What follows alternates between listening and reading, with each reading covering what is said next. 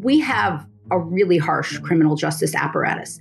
If you are convicted of harming a child, you're going to go to prison for a long time. Then you're going to be on parole. Then if you ever do reoffend, even without the registry, you will be punished far more harshly. So there's all kinds of sanctions already in place. The registry is just a form of vengeance and public shaming. It's not effective. It doesn't help anything. There's virtually no evidence that being able to Google somebody and seeing they have a prior sex offense has any impact on reoffense.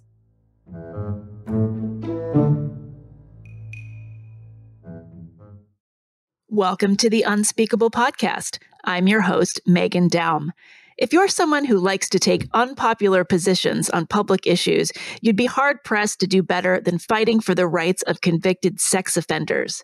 But the National Sex Offender Registry, which was established in the 1990s and is the only such registry in the world that publicly discloses the names and addresses of offenders regardless of the level of offense, is anything but unassailable. The more than 800,000 people currently on the registry include not only those who've committed serious sex crimes against children, but also people who've downloaded child pornography despite never having touched a child, people who've had sex at, say, age 19 with their 16-year-old boyfriend or girlfriend, or even people who've been caught urinating in public. Once on the registry, they're subject to often draconian restrictions on where they're allowed to live and travel, often making it impossible to find jobs, leaving them homeless, and basically casting them out of society, often for the rest of their lives.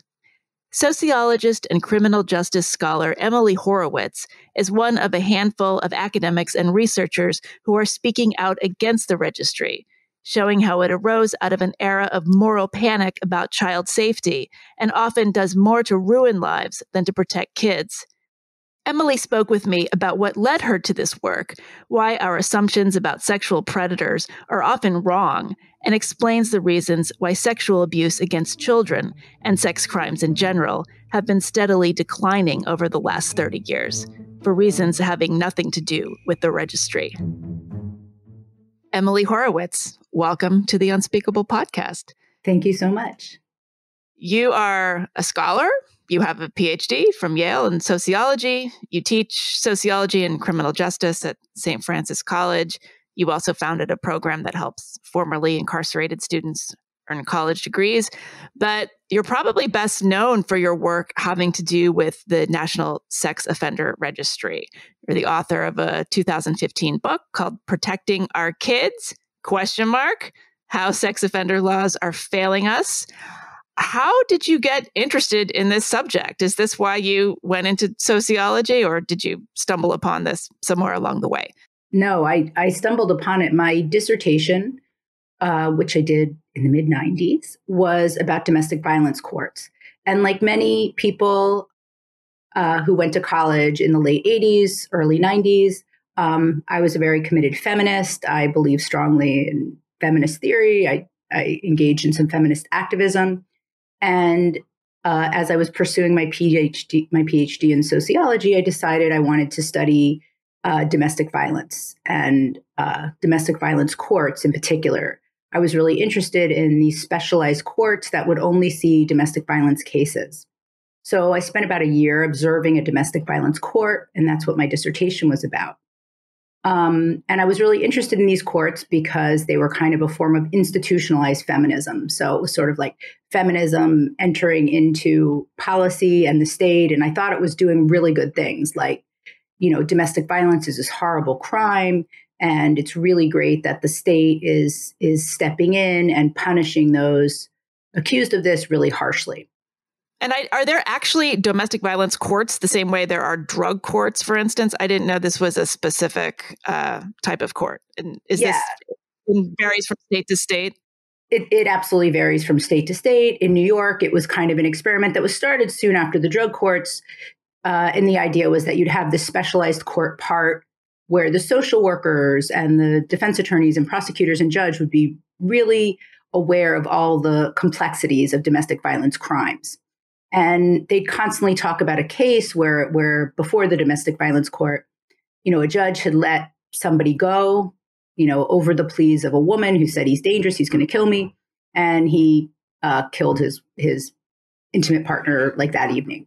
So they would constantly talk about this, and they would say, in our court part, we're super sensitive to this. And we don't, if a woman expresses fear, we take it really seriously, and nobody's going home. But what happened when I observed the court part, which was in Brooklyn, right, which is a very diverse borough, there's rich, poor. One of the things that you hear when you learn about domestic violence in like an academic setting and you read about it, they always say it's rich, it's poor, it's black, it's white, it's across the board. But one thing that you see really quickly if you look at domestic violence cases and you sit in a domestic violence court is that it's all poor people. And it's almost all poor people of color. One time, the defendant had a job as like a bus driver, and people were literally like coming to see like, who is this guy? Because it was so unusual to have somebody who, was fully employed in kind of a middle class sort of job. So I was really shocked, first of all, that it was all people of color, that it was all poor people, and then I was also really shocked that the cases were far more ambiguous than I thought. Like, I remember being really frightened, like, I'm going to see a guy who, has done something violent to a woman, and it's going to be really scary. I had totally dehumanized these men, and I'd assumed they were monsters, but it was pretty clear that there was a lot of complicated issues, right? There were many times where the women, and I say women because even though another thing that they always say when you learn about domestic violence is, well, like men are victims too. But the court would only see, I never saw, same-sex violence. This was, I did this in the mid-90s. Maybe it's a bit different now.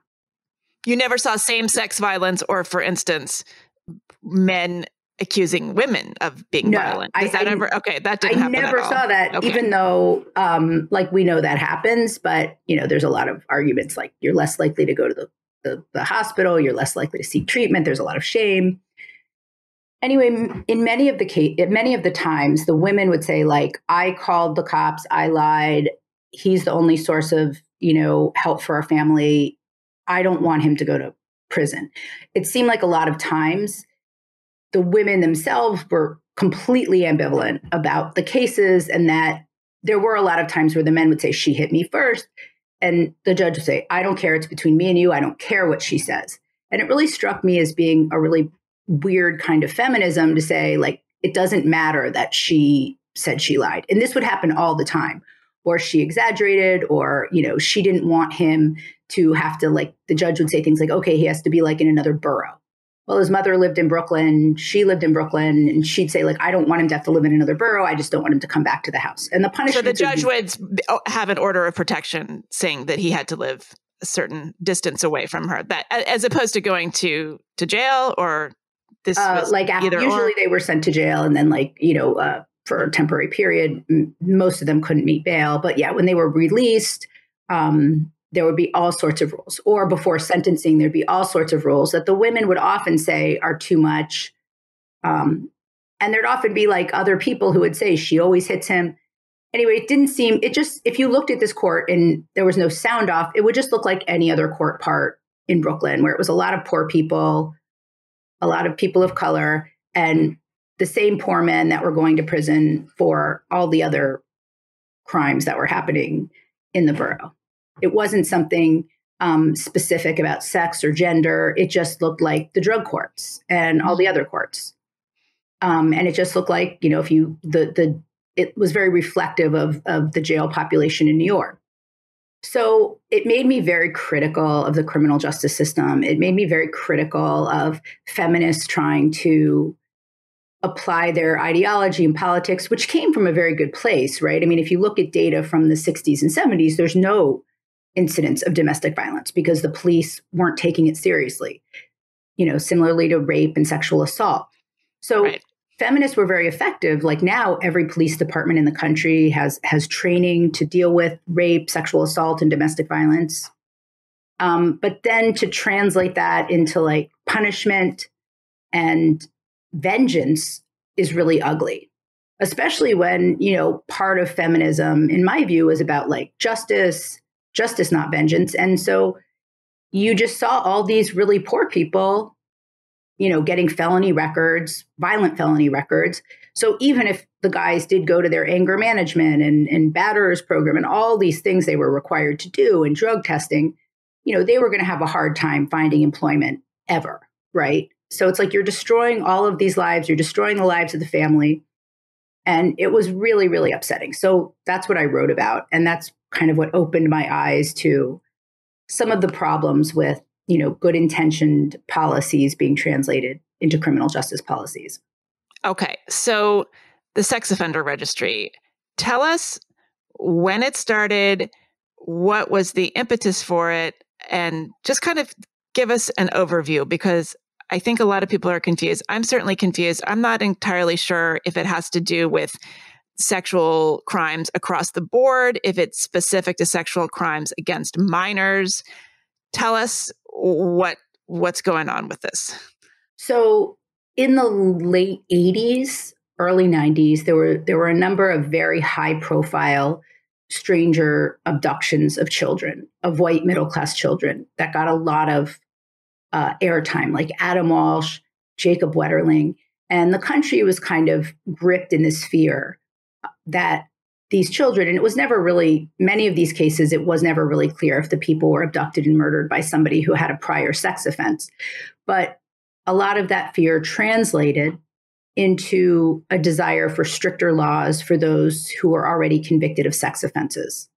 So the first federal law for public registries, which is, what we're talking about, started in 1994.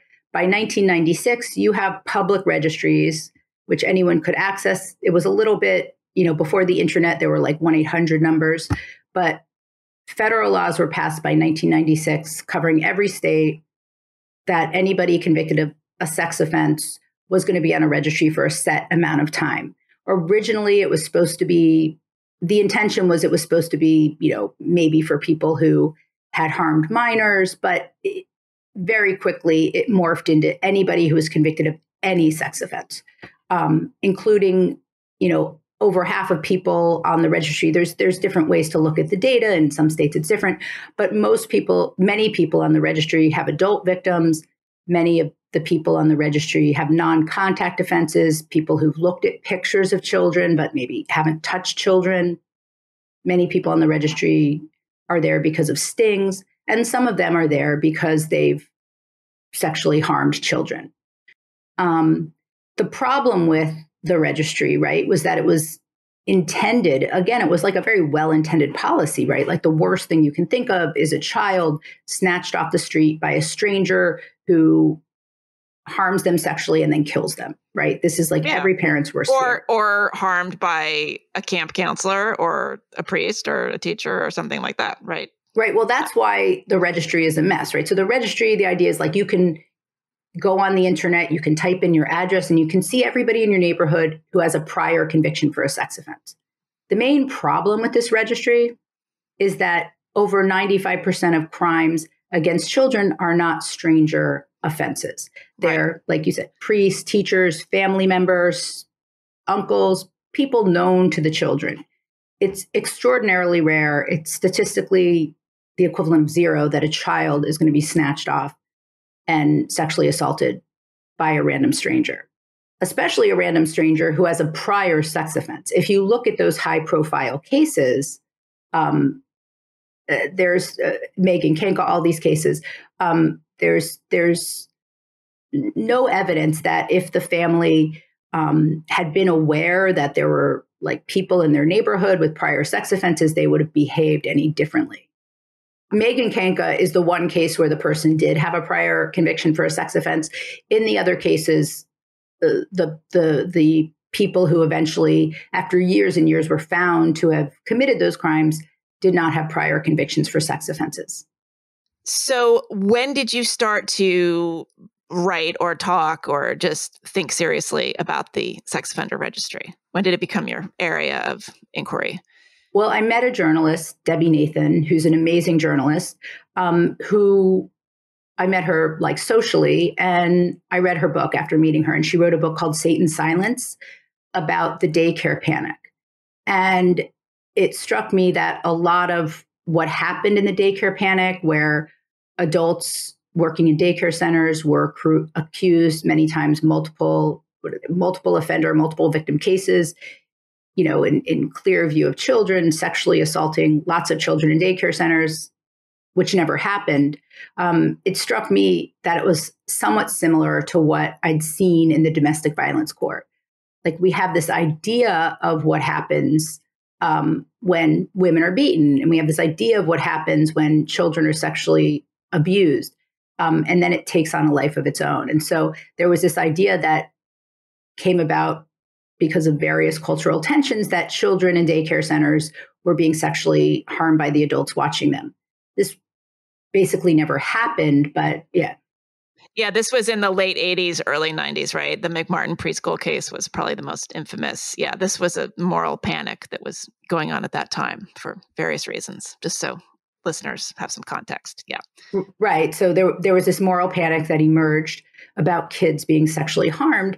And that also kind of indirectly led to these sex offense laws. But I read this book and I was completely floored because it never had occurred to me that children were not being sexually abused in daycare centers.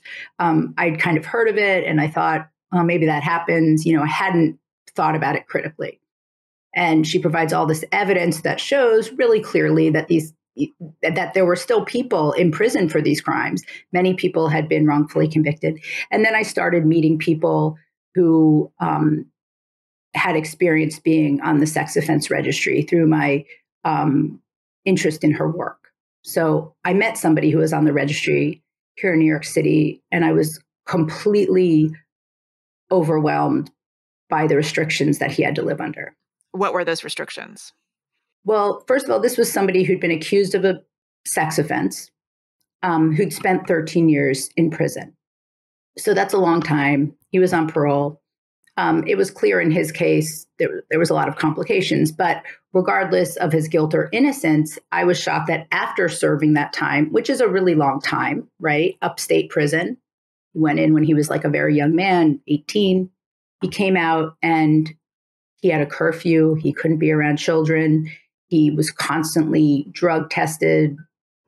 He was sometimes followed. He was visited by parole officers at all hours of the day and night. He attempted to go to a religious congregation, and the pastor found out that he was on the registry, and the congregation freaked out. He was forced out, and religion was something that had gotten him through life in prison. He had no hope of getting a job. He was living with a family member and in an apartment building, and the family member was quickly asked to leave the building. And it was clear he was experiencing a kind of social death, as Roger Lancaster, who's a wonderful scholar, wrote in a book. He's the first person I can think of who used that term. He was really banished. And it struck me again, it was like this vengeance. He served time. The other thing to remember is that a lot of these laws are based on this idea that people who commit sex offenses are completely different than those who commit other offenses.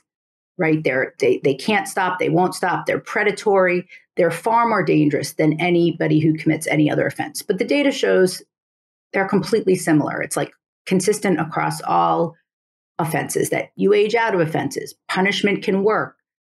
Treatment can work. The recidivism rate for sex offenses is lower than any other type of violent offense. So here was this guy who it was clear had been completely traumatized by prison, was never going to offend again, and was not allowed to rebuild his life.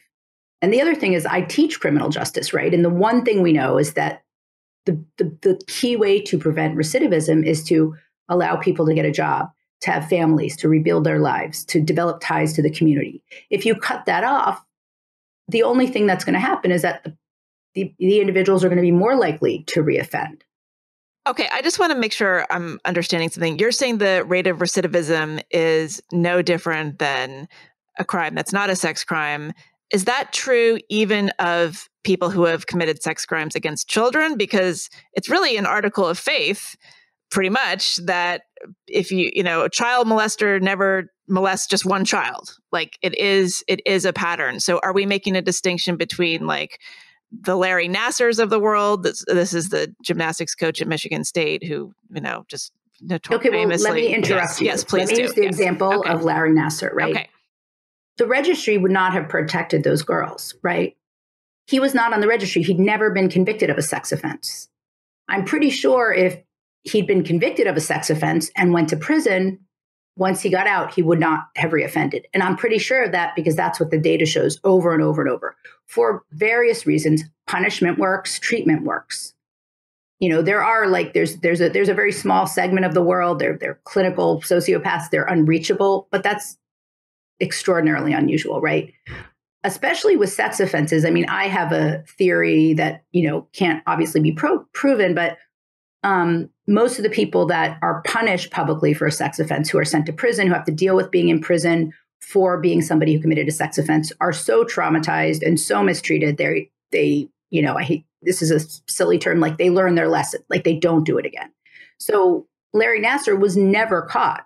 So the registry would not have affected him at all. Okay.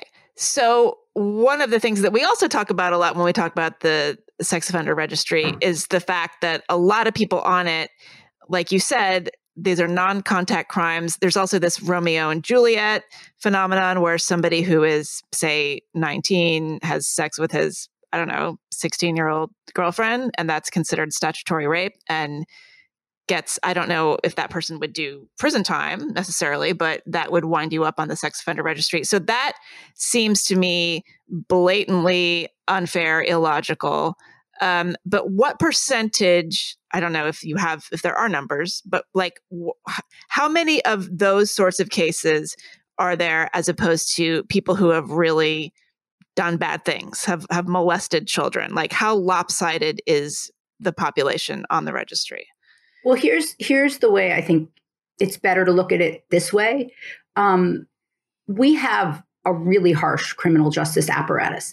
If you are convicted of harming a child, you're going to go to prison for a long time. Then you're going to be on parole. Then if you ever do reoffend, even without the registry, you will be punished far more harshly. So there's all kinds of sanctions already in place. The registry is just a form of vengeance and public shaming. It's not effective. It doesn't help anything. There's virtually no evidence that being able to Google somebody and seeing they have a prior sex offense has any impact on reoffense. Okay. Yeah. So I think we get, like, I teach a course on sex crimes and my students are always like, okay, well, just for the worst of the worst. But for the worst of the worst, we already have harsher penalties than any other country on earth.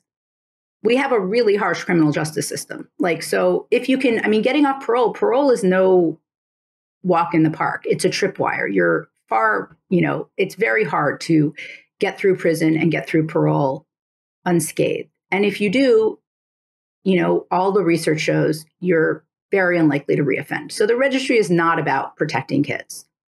When we're talking about these punitive, you would say draconian measures for somebody who's on the sex offender registry, are we talking generally about people who've committed crimes against kids?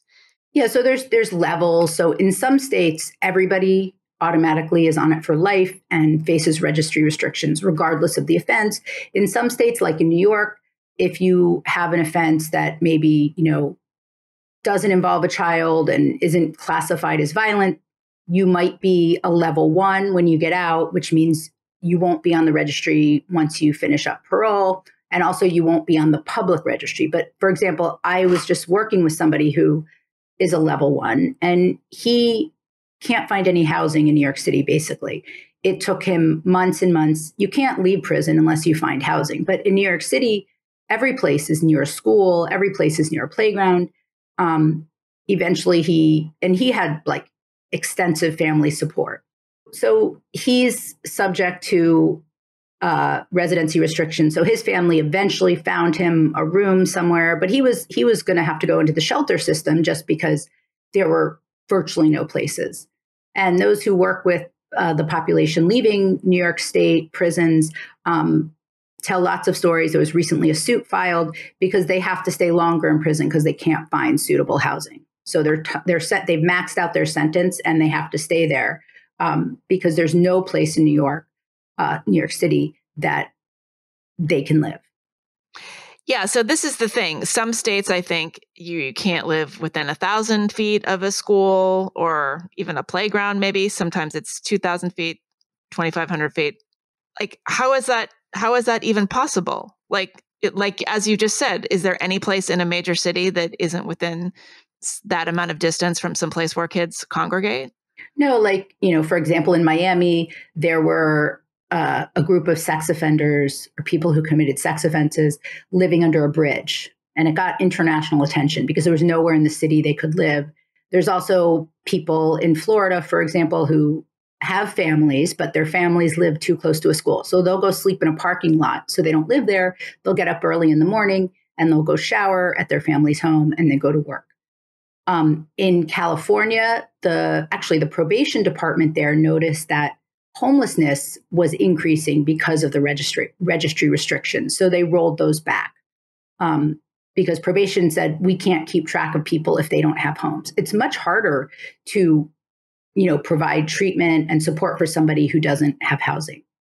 And what happens if it's a family member who lives in the home that commits a crime against a child? That person does his or her time, comes back into the household.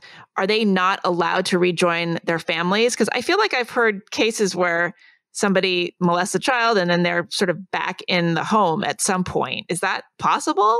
There's very strict rules. If your offense involves a child, if you have children, there's many, many restrictions that you'll face, even if you are eventually left back in the home. For my book, I interviewed a number of people who said, who had children, many people who they'd been convicted before even the birth of their children.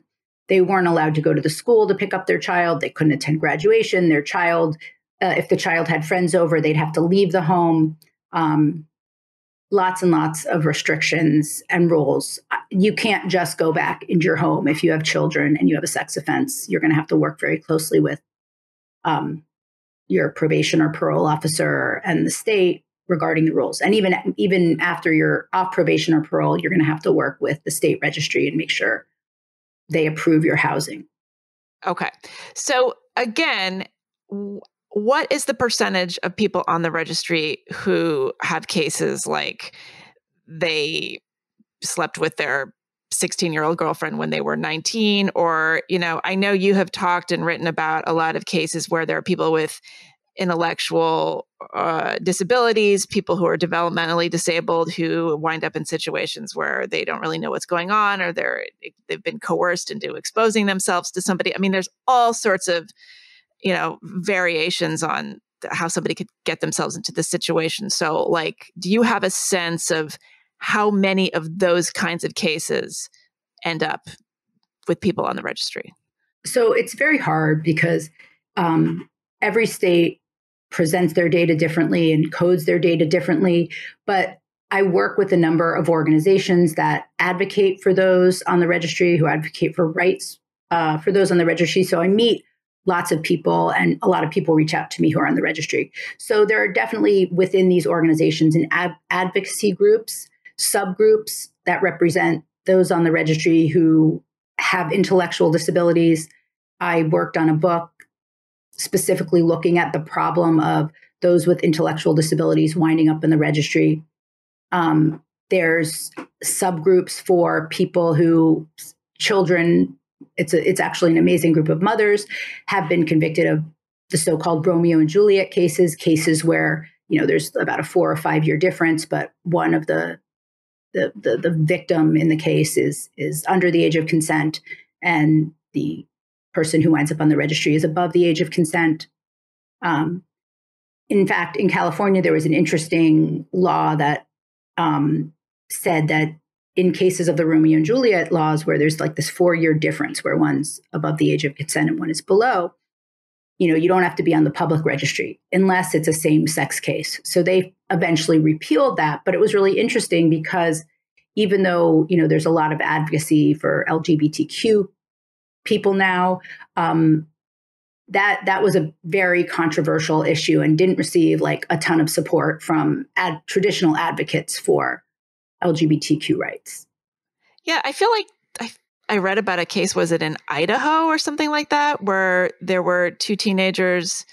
I don't know how old they were, but there was same-sex kind of encounter or a couple encounters that took place, and at least one of them ended up on the registry simply because it was a same-sex encounter, and there was some kind of law on the books, just, anti-homosexual activity law on the books anyway. Right. That's right. So that case was featured in the New York Times last week. And that's a guy who he was a young man. He had sex with another young man. And both of them were above the age of consent. They were young. I think it was like, 1917 or something like that. But he wound up on the registry because it was a same-sex case. And also in that particular case, the older boy was technically an employee of the school and the younger boy was at the school. And this guy's worked for like 30 years to get his name off the registry, and he just can't. Wow. And yeah.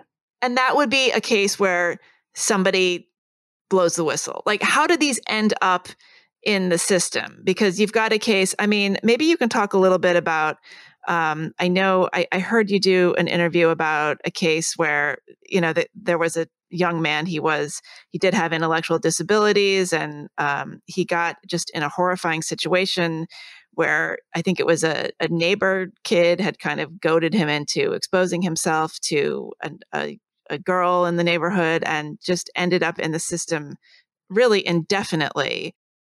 I can't remember if it was the mother of the girl who went to the police or decided to report this. Is that often what happens? Is that somebody reacts really intensely to a situation that is perhaps not as serious as one might think it is? Yeah, I mean, absolutely. In the Romeo and Juliet cases, often it's a parent of the younger person who goes to the police. There's also been cases similar to what I saw in the domestic violence courts where the so-called victim or the parents of the victim or whoever, got the state involved regrets it, and there's nothing they can do. Right. Even if they write a letter, even if they, go public, there's nothing that can be done. It takes on a life of its own. So yeah, it gets brought to the attention of the state in various ways. But I wanted to add, so you have people on the registry with intellectual disabilities, Romeo and Juliet cases. You also have juveniles themselves on the registry. There was a wonderful piece in the New Yorker a few years ago about a young woman named Leah Dubuc, I think. And she was put on the registry when she herself was a minor, and now she's spending her life on the registry. It's a really harrowing story about how she attempted to go to college and her classmates discovered she was on the registry for a crime she herself committed as a minor. So you have all these different groups. So you have advocates for all of these different groups. But it's really clear, what's most important is, we have this very energized group of people working for criminal justice reform. And they're very, very successful. But they've kind of carved out, except for sex offenders. In Florida, now people with convictions are allowed to vote, except those convicted of sex offenses or murder.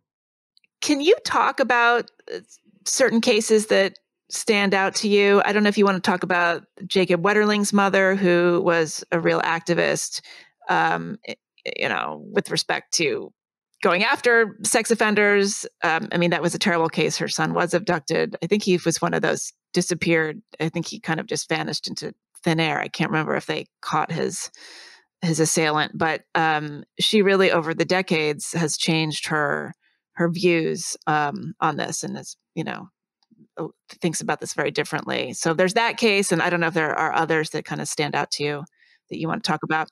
Absolutely. I can talk about Jacob Wetterling's amazing mother, Patty Wetterling. Jacob Wetterling was a kid from Minnesota. He was kidnapped, and he was murdered when he was 11 years old. And the case actually was unsolved for 27 years. Immediately after he was missing, they started thinking, like, let's look for people who maybe have a sex offense. And Patty Wetterling thought one way she could deal with this and do good in the world and prevent this from happening to others would be to advocate for a list that police officers could have. So if a child is missing, they would immediately know everybody in the community who had a prior sex offense conviction. She didn't envision it becoming this public thing that you could Google or, putting all kinds of people on the registry for all different kinds of crimes. And she was very successful. In 1994, the Jacob Wetterling Act was passed, which is a federal law regarding registries. But after a couple of decades of this, she started meeting more and more people who were devastated by the registry. And she did this really amazing, brave thing where she publicly spoke out and said, they're a disaster. This isn't what I wanted. I didn't want to ruin people's lives. I wanted to help, families like mine find their children. So eventually it was solved. And it turns out that the person who harmed her child did, in fact, not have a prior sex offense conviction. And also, another thing to think about, there's a really good book that Paul Renfro wrote about these laws. He's a historian at the University of Florida, where he makes a really good argument that there's like a highly racialized aspect to fears of stranger abductions. And he points out that around the time that Meghan Kenka, Jacob Wetterling, Adam Walsh were abducted, there were all these unsolved murders of African-American children in Atlanta. Right.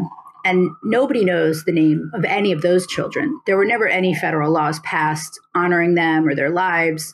When Clinton signed the Adam Walsh Act in 1996, he was surrounded by families who'd been harmed, who had missing children. None of the families of the children who were missing and never found in Atlanta were there.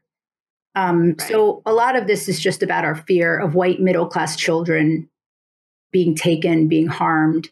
And in reality, most kids who are harmed in our society are overwhelmingly poor. Many of them are non-white, and they're hurt by, many other things besides sexual harm.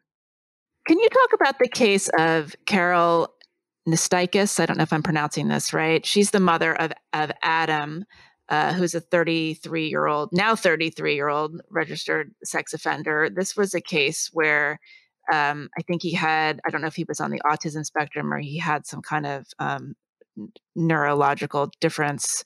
And it's a really harrowing case. And I think that you have written about it and talked about it. But can you kind of take us through that story? Yeah. So her son, Adam, he's 33 now, is on the sex offense registry. Adam has an intellectual and developmental disability. He'll never be able to care for himself. According to Carol, he has the intellectual capacity of a 10-year-old. He's very easily manipulated. There's a really good piece she wrote where she talks about all of the challenges he faces. But she said, he doesn't understand sex. He doesn't like to be touched at all, in fact. Adam excelled in some ways. He entered the Special Olympics, and he loved being part of the Special Olympics. And somehow he was, spending time with somebody in the neighborhood. The neighborhood boy told Adam, why don't you expose yourself to a 5-year-old girl? And Adam, who's very confused, very manipulated, did this. How old was Adam at that time? I think he roughly? Was like 26, 27. Oh, okay. Yeah. Okay. And it was kind of a boy in the neighborhood who had some troubles, who Adam would kind of talk to and spend time with. And the kid said, hey, take down your pants and show the 5-year-old girl. Adam didn't understand what happened, but the little girl's parents understandably called the police, and he's arrested, charged with lots of felonies. The parents spent lots of money trying to defend their son, and they were able to keep him out of prison, which was great, but he had to be on the sex offender registry for 10 years. They accepted the deal, and now he's on the registry. And the family's really been devastated.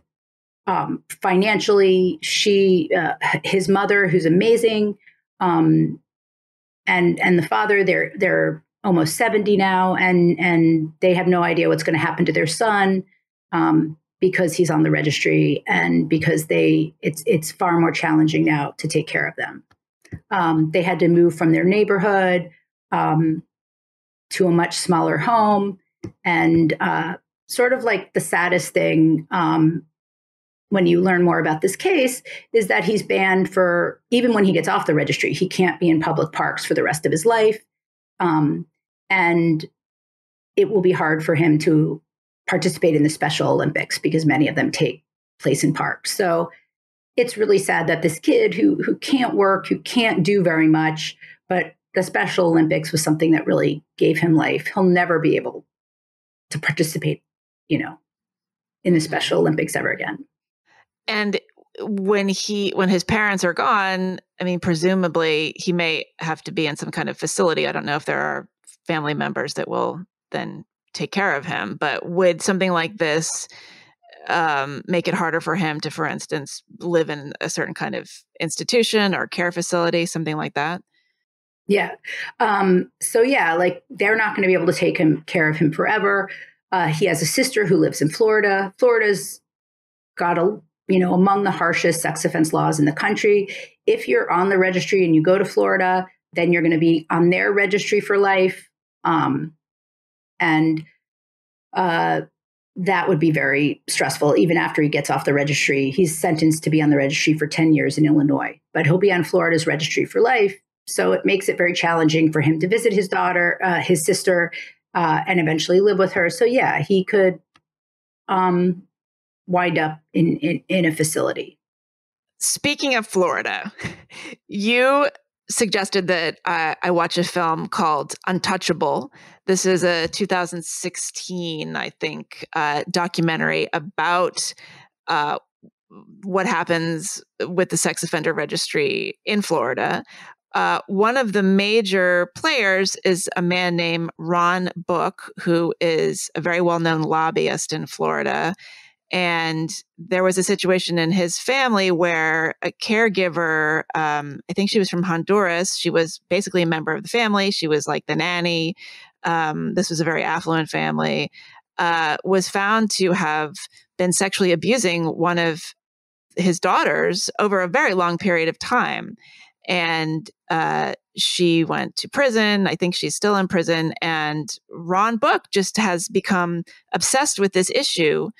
And the daughter also, in her own way, although their approaches diverged at one point. Can you talk about what you know about him and this case and the influence that he's had over legislation in Florida more generally? Yeah, I mean, so Ron Book is as you pointed out, he's a super powerful lobbyist in Florida. After he learned that his daughter had been sexually abused by their live-in nanny, he kind of used this really crazy amount of political power that he had to make sure that Florida had the toughest sex offense laws in the nation, right? So Florida is the place where, as I mentioned earlier, you have a group of people living under a bridge that, can't find housing. You have people living in parking lots. The film Untouchable is amazing. And it tells the story of some of these people who've just been, annihilated by these laws. But the interesting thing about that case also, right, is that his daughter was abused by a live-in nanny who was female, who didn't have a sex offense conviction. So all of these laws to punish those who've already served their time and been punished wouldn't have helped him. And I think what's really important, if you really care about child sexual abuse or sexual abuse in general, is to identify the causes of it, right? And work from there. Registries are just not the answer. So here's this guy, Ron Book. He's using this political power he has to pass residency restrictions. This law that if you visit Florida for 2 days, you're on the registry for life. There's people who've died who are still in the Florida registry. It won't help anyone or do anything. And unlike Patty Wetterling, who changed her work as a result of seeing, as a result of data and evidence, he just keeps going. And the film really highlights how these laws are just completely irrational. They're just vengeance. Obviously, it's really painful to know that your child was sexually harmed under your watch in your home, right? But this is not the way to stop those cases or help anyone. Yeah, the amount of guilt that he is clearly trying to deal with is just, it's extraordinary. I mean, to watch the film and to listen to him talk and just to see the way he has processed this, or really kind of failed to process it in a productive way, you can see that he is struggling with so much guilt about having had this happen under his own roof. You sometimes wonder, I mean, this is entirely speculative, but I feel like in a lot of these cases, you wonder if the person themselves has been a victim of childhood sexual abuse. There's so many layers to this, and there's so much emotional and psychological baggage that people deal with in all kinds of different ways.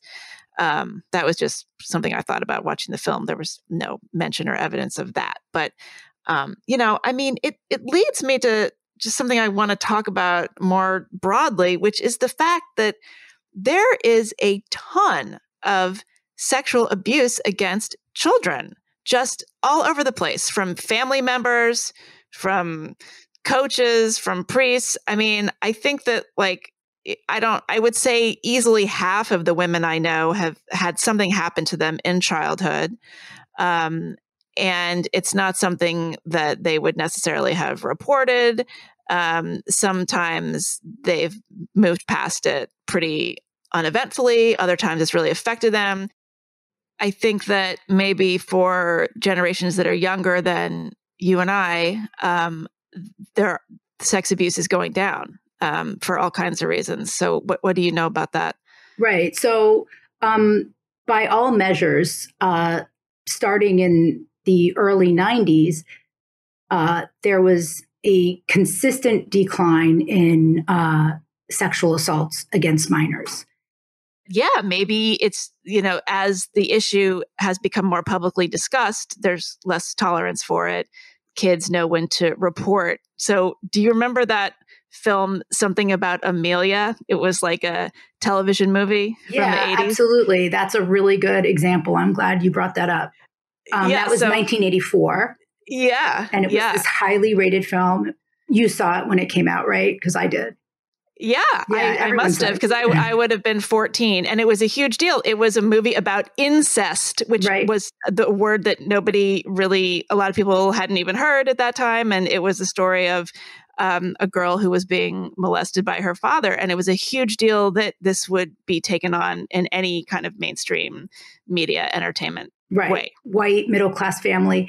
And the thing about that film, it's a little, if you watch it today, it's very dated and, it doesn't hold up for a lot of reasons. But one thing that's really interesting is that Ted Danson, who played the father, and he was at the peak of his fame. He was in Cheers at that time. So it was a huge deal for him to play that kind of character. Yeah. Right. And it didn't ruin his career or anything. But the interesting thing about that is once the teenage daughter discloses that her father is sexually abusing her, she's put in a home temporarily, and he is ultimately, the judge says, he has to stay in a hotel and not have contact with his daughters. But when that's happening, he's going to work every day, and he has some kind of, he's in advertising. He has just a regular kind of upper middle class, white collar job. And as somebody who works today with people who are accused of child sexual abuse, I mean, the first thing that happens is you're locked up, you lose your job. He's treated, they're all going to therapy. And at the end of the movie, the family stays together. He goes back home. He has to make some promises that he's not going to go camping alone with the daughter or call her princess anymore. But he's home, and the mother forgives him.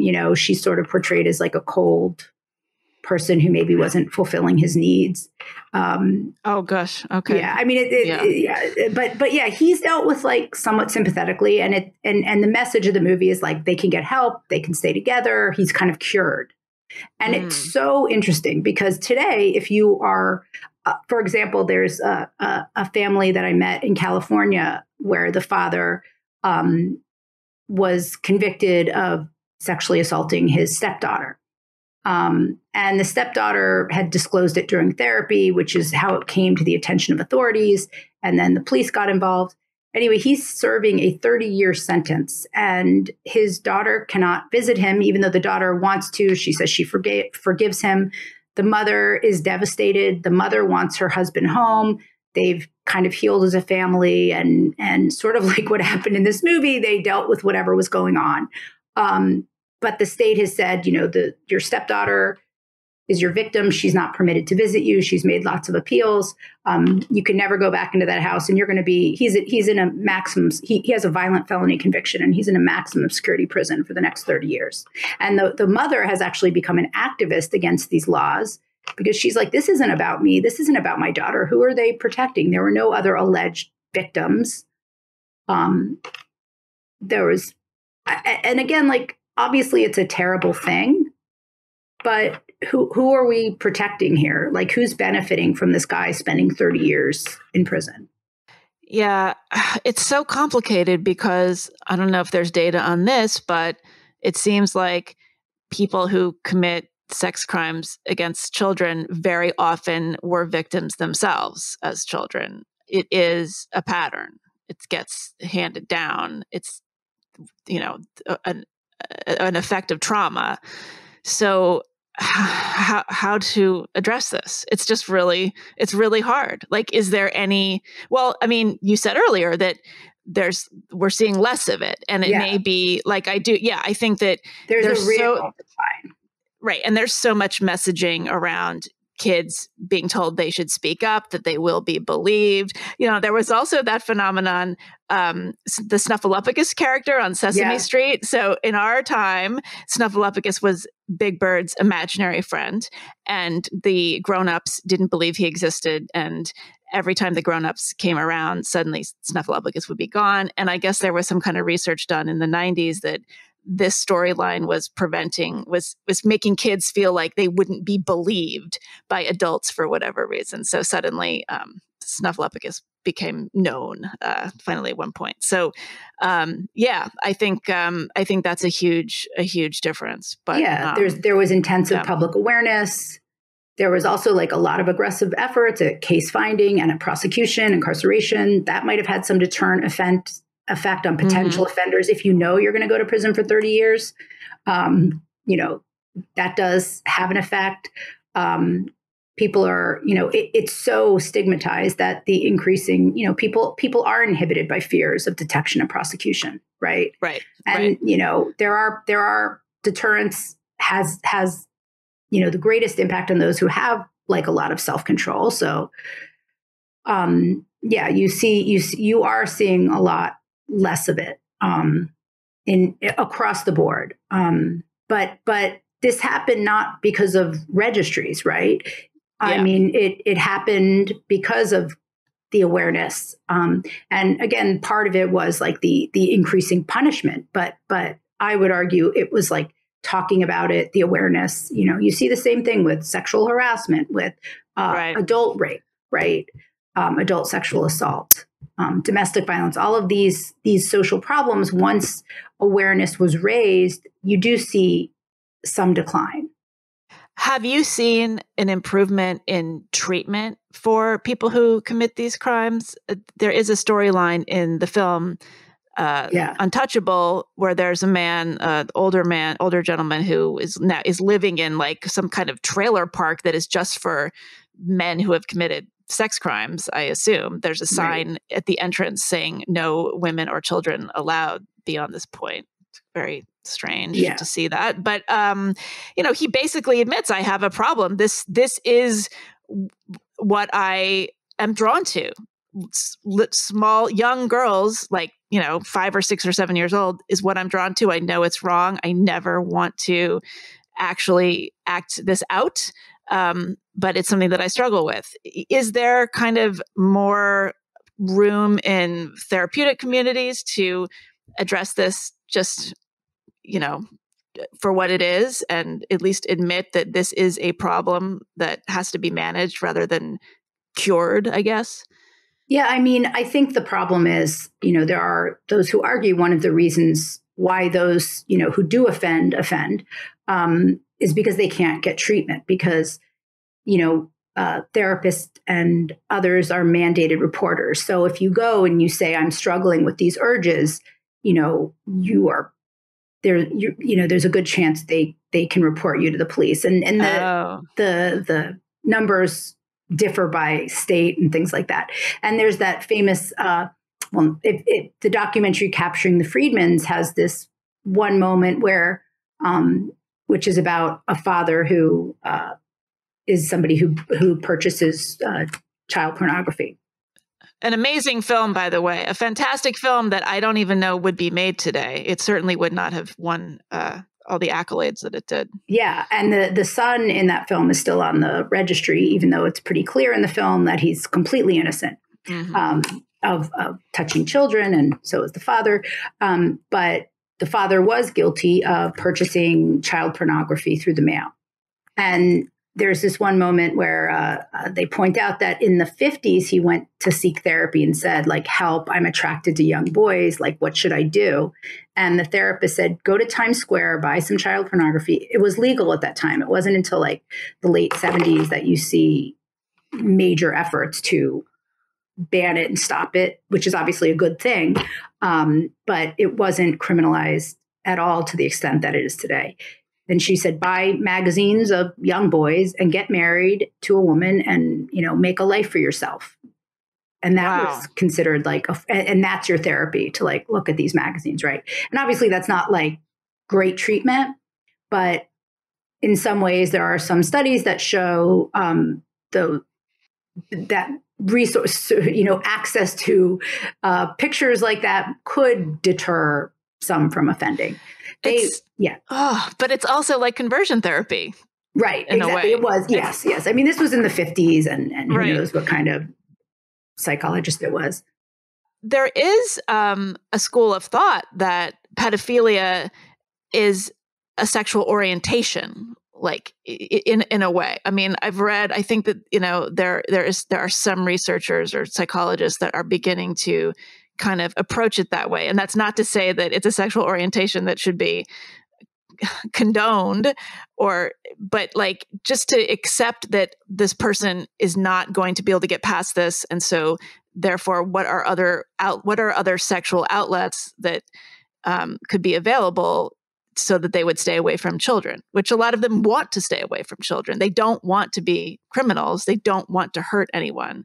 I wonder, like, in a way, digital pornography, it's more easily available. Like, I guess you could make an argument that would be a solution insofar it's better than molesting a child, but also that's a crime too. So even downloading child pornography will get you on the registry, right? Right. Not only it'll get you a life sentence in many states, much less, not to even mention the registry. Yeah. I mean, the punishment for looking at pictures of children has gone completely out of control, and there's a lot written on that. There's mandatory minimums, and one story in this book I edited about people with intellectual disabilities sort of looks at the incidence of people who have intellectual disabilities who seek out pictures of children on the internet because they're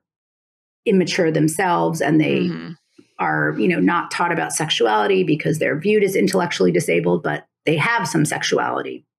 And so there's some evidence that there's a disproportionate number of people being arrested for looking at pictures of children who have intellectual disabilities. And is there some metric by which your punishment correlates with how many times something downloaded on your computer? Yeah, absolutely. Yeah. Yes. It's completely, if you're caught, if you have like a 1 minute video, it'll count as, like 1,000 pictures because every moment. And when you download those pictures, you get a lot of pictures. So the sentence is based on the number of pictures that you are caught with. So you get a very extreme sentence, even if, there's some research that shows, you're not necessarily, many people who are caught with looking at illicit images of children never are alleged to have touched a child. And this is an outlet, or they're too scared to touch a child, Right. Or one study found like men who have jobs are less likely to seek out touching a child. They have more fear of shame or punishment. So they are almost, there's no risk of them reoffending or offending with a child, right? The idea is that you have to put somebody in prison for a really long time who looks at these pictures because, you caught them, they would inevitably have touched a child. But that connection is not so clear. The reoffending thing, I'm still a little bit having a hard time getting my mind around that, because I think a lot of the cases that you're talking about, and a lot of the people who are on the registry, they're on for reasons that they shouldn't be on there, and they're not going to reoffend, and that's a particular kind of case. But like I said earlier, it is a pattern with a certain kind of predator, and those people, there are a lot of those people. I mean, we see it in priests, for example. Like, correct me if I'm wrong. Maybe I'm wrong, well, like but it priests, seems like if a priest, they molest one kid, there's going to be 10, 20 more. Right. It seems like there are those cases like that with Priest or Larry Nassar. But once they're caught, I mean, what we have to figure out is how to stop it, because these are people who are not caught. And the hundreds of victims kind of thing happen when nobody reports it, where nobody, it's somebody in a position of power who, they're not going to be believed, right? So we have to figure out like how we can do better so that people don't get away with it, right? So that people are stopped after the first one or the second one, right? And I think like the Supreme Court, right? There's a really good article called "Frightening and High: The Supreme Court's Crucial Mistake About Sex Crime Statistics." And Justice Kennedy, he wrote in a decision that the recidivism rate, quote, of untreated offenders has been estimated to be as high as 80%. And he says, a sex offense treatment program gives inmates a basis to identify the traits that cause such a frightening and high risk of recidivism. So this amazing lawyer, Ira Ellman, with his wife, Tara Ellman, looked to see where they got this, because none of the social science literature shows that there's a recidivism rate of 80%. So they kind of dug and they dug and they dug, and they found that he was actually quoting an article that was he was quoting other decisions. And ultimately those other decisions, he went back, and he discovered that those other decisions were quoting a 1986 article from Psychology Today, which is, this mass market magazine. It's not a scholarly source.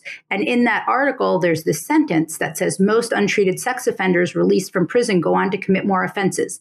Indeed, as many as 80% do. Now, there's no reference for it or anything. And it turns out the author of this article is citing a counselor, not a scholar of sex crimes or reoffense rates. He's talking to a counselor who runs a program for sex offenders at an Oregon prison.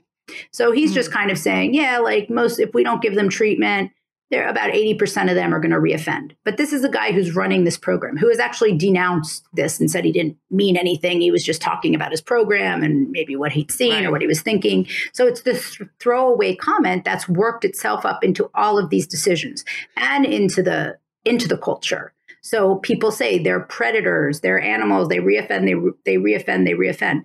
And all of these decisions are about people who are convicted. And there's no evidence that once you're convicted of a sex offense, you are inevitably going to reoffend. It's simply myth.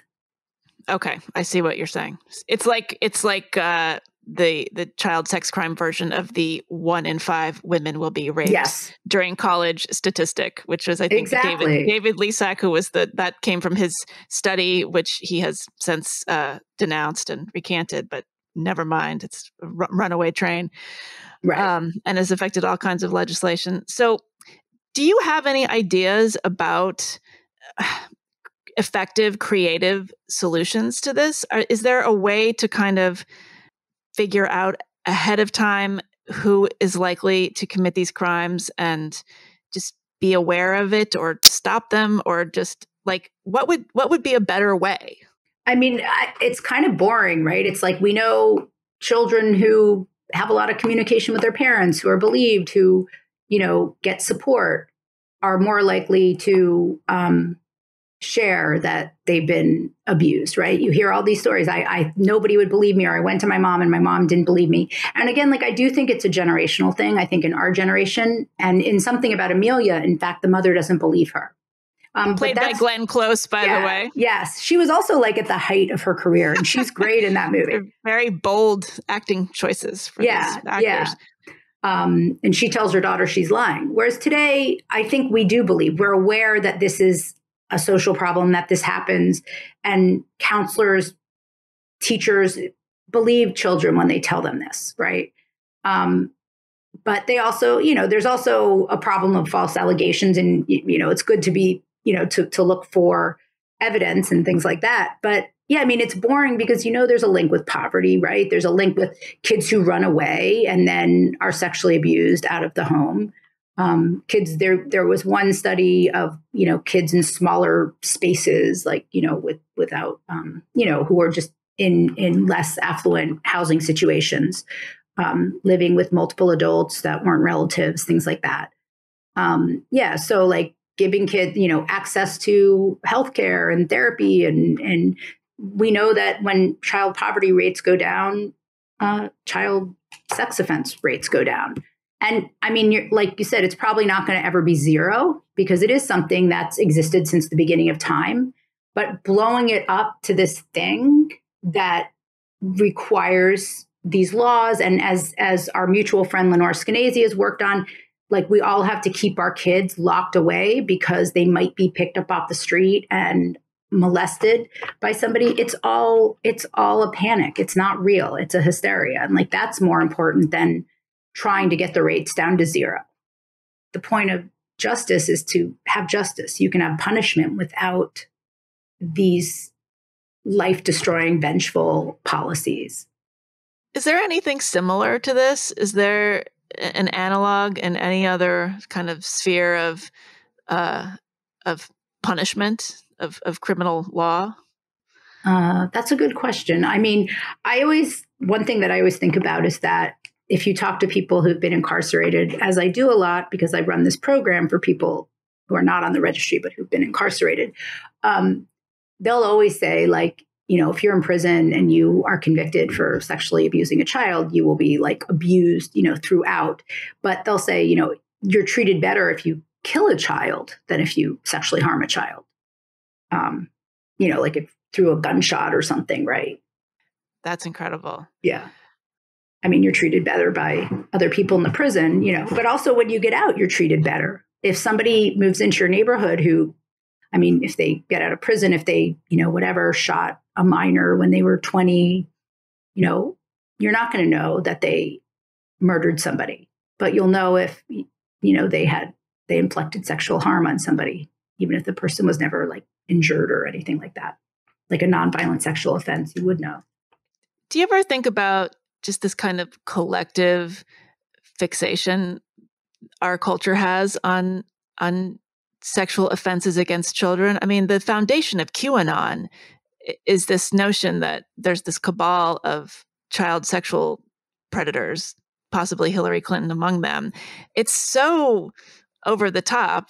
And, again, my feeling as my armchair psychological diagnosis is that a lot of these people were victims themselves. And so there's all kinds of unprocessed trauma that they're projecting onto the world around them. That's probably overly simplistic, but what do you make of this? Just kind of, is this an American phenomenon? Are we sort of uniquely caught up in a lot of panic around this particular issue? Well, you see it also in the English speaking, in England and in Australia, they have these kinds of similar panics around this issue that we have. But, QAnon is just a rehashing of what happened during the daycare panic when they thought satanic ritual abuse was happening on a widespread basis. And they were throwing out numbers 1 million kids are victims of satanic ritual abuse. And Geraldo Rivera and Oprah Winfrey had people on talking about how there was, vast networks of child sexual abusers who it was on the Satan. Cover of Ms. Magazine. Yep. And actually, like feminists paid to do a dig under the Martin Preschool to see if children were really like going through tunnels and seeing dead babies and dinosaur, dragons and murder and all kinds of crazy stuff that just couldn't have happened. So it's like literally just another phase of that in my mind. It's just something that kind of has been simmering beneath the surface and now has resurfaced again. Do you have hope that the registry will be gotten rid of in your lifetime, in the time of your career? Like, what are you hoping for maybe 10, 20 years down the road? I mean, like I said, I don't think there's going to be like some politician who's like, let's repeal the registry. I hope it just dies out, that it becomes too expensive, too unwieldy, too stupid. I mean, there's just too much evidence that it doesn't work or do anything, right? And there are some like, there's these amazing advocacy organizations, largely run by like women who have sons who are on the registry or partners who are on the registry. There's a really good article that was written about like how the leadership of women in the anti-registry movement. There's an organization called Women Against the Registry. And they're advocates for their sons and their husbands who wind up on this thing. And some of them are really powerful and amazing. So there's like a number of national organizations that meet, and they also challenge things constitutionally. I mean, it would be great if Ellman's article knocked down the registry, because he shows it's based on this completely flawed evidence. So some view like lawsuits as the way to go, and there's lots of lawsuits all the time. There's an amazing lawyer in California who just challenges every little dumb lawsuit that comes up. Like her name is Janice Belushi, like lawsuits that say like, okay, people on the sex offense registry can't go to the library. And she got that knocked down in some, town in California, or they can't, be in the homeless shelter in this town. And she'll just like kind of knock them down that way. But yeah, it would be great if it was either declared unconstitutional. And there's been some good rulings. I mean, there's lots and lots of evidence. Well, Emily, thank you so much for talking with me about this. I think this is a subject that people do not think about. It does not occur to most people to even question this. So it's really, it's illuminating, and it might be a little jarring for people, but I think it's really useful to hear from people like you doing the kind of work that you're doing. Yeah. No, that was great. I really appreciate you doing this, and I appreciate it so much. That was my interview with Emily Horowitz. Emily is a sociologist who studies sex offense law and policy. She's the author of a number of articles about the harms of sex offense registries, and also the author of the book, Protecting Our Kids: How Sex Offender Laws Are Failing Us. She's currently conducting research on the experiences of veterans with sex offense convictions. Emily is a professor of sociology and criminal justice at St. Francis College in Brooklyn, New York, where she co-directs a program that helps those with criminal justice involvement earn college degrees. You've been listening to the Unspeakable podcast. To support the show, visit the Patreon page at patreon.com/theunspeakable. If you join at the $10 a month level or higher, you will get $10 off your first purchase of official Unspeakable podcast Nuanced AF merchandise. There are hats, shirts, mugs, thermoses, stickers, magnets, baby onesies. You can find all of it in the Nuance store on the show's website, theunspeakablepodcast.com. I'll be back next week with another super nuanced guest. Thanks for listening. See you next time.